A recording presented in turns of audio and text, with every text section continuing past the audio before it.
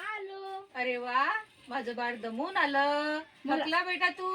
मला खूप भूक लागली आई. का बरं? मी खूप दमून आलो. अरे वा, तुला जेवायचं? हाव. ठीक आहे, तुझं दप्तर ठेव तिथं आणि बस. तुला गरम गरम पोळी देते मी.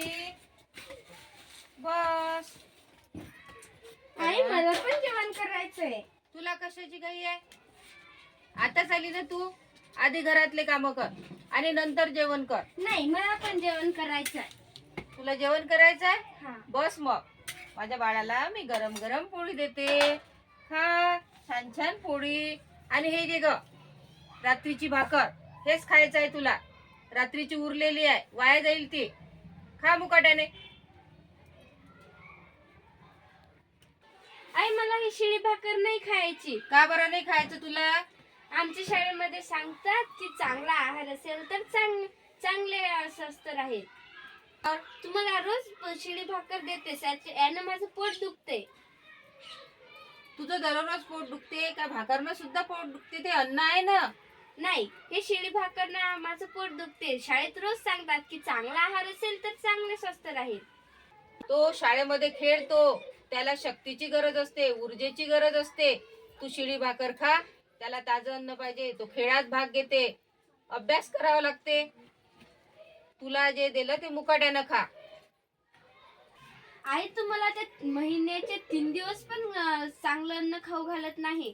रोज शिळं अन्न खायला देते. त्या महिन्यात तर आपलं अन्न खाणं, चांगले अन्न खाणं हे खूप गरजेचं असते. माझी आई पण मला तेच द्यायची. मला नाही काही झालं. आई पण नाही, मला हे नको. तुला तेच खावं लागेल. ते काहीही नाही आई. मला पण चांगल्या स्वास्थ्याची, चांगल्या आहाराची गरज आहे. मला पण सुदृढ व्हायचं आहे. तुला सुदृढ व्हायचंय? मला माझ्या मुलाला सुदृढ करायचंय. जेव बेटा तू ताजं अन्न. मी पण शाळेत खेळामध्ये सहभागी असते. मला पण चांगल्या स्वास्थ्याची जरूरत असते. त्याच्यामध्ये आपली शारीरिक क्षमता, चांगली संस्था सर्व चांगलं पाहिजे. मी पण याच्यासारखी चांगला अभ्यास करते, हाच थोडी करते. सारं समजते मला, पण तू आधी जेवण कर.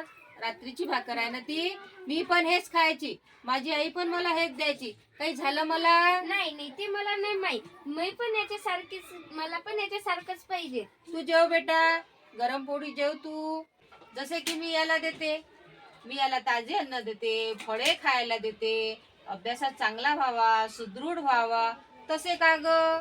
हा नाही, सर्वांना चांगल्या आहाराची गरज असते. तू पण किती वेळेस बाशी अन्न खाते, त्याच्यामुळे तू किती बिमार पडतेस. हो ना, माझी तब्येत बिमार पडते. मी शिळे अन्न खाते, ते वाया जाऊ नये म्हणून मी खात असते. आई तसं नाही, सर्वांना चांगलं अन्न खायला पाहिजे. त्याच्यामुळे आपली चांगली व्यवस्था राहते. हो ग, माझ्या हे लक्षातच आले नाही. आई तुला माहित आहे, माझ्या मैत्रिणीच्या आईने सुद्धा तिला काही आहार चांगला खायला दिला नाही. त्याच्यामुळे ती खूप हे दिसते. तिच्या अंगात काहीच शक्ती राहिली नाही. त्याच्यामुळे ती कुपोषित दिसते. अरे बापरे, तुझी मैत्रीण आहे ती? हा. अरे रे रे रे. हे बघ, ती आली. अरे बापरे, आईने हिला सुद्धा शिळे अन्न दिले असे. हा, मी तेच तर म्हणत आहे. मुलींनो, मला माफ करा. यानंतर तुम्हाला सुद्धा मी कधी शिळे अन्न देणार नाही. फळे खायला देईन. तुमचे आरोग्य सुद्धा चांगले राहिले पाहिजे. उद्यापासून तुम्ही पण ताजे अन्न खावे. शिळे अन्न खायचं नाही. त्यामुळे शारीरिक आणि मानसिक आरोग्य सुद्धा चांगले राहील.